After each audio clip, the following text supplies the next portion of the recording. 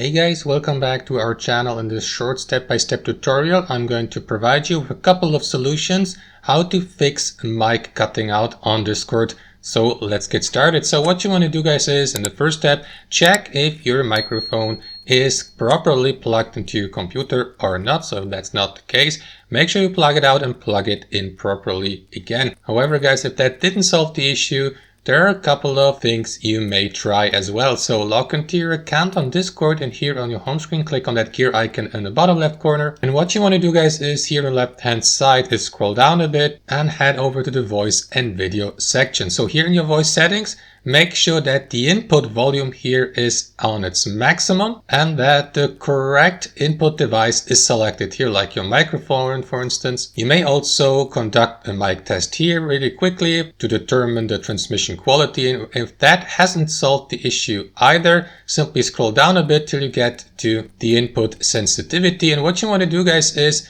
switch from automatically determine input sensitivity here to the right to the manual one, and simply move that slider here to the left to manually adjust your mic's input sensitivity till you find the best setup. That should normally fix the issue guys. So hope this video was helpful, hope you got some value from it, and we'll see you next time on our channel.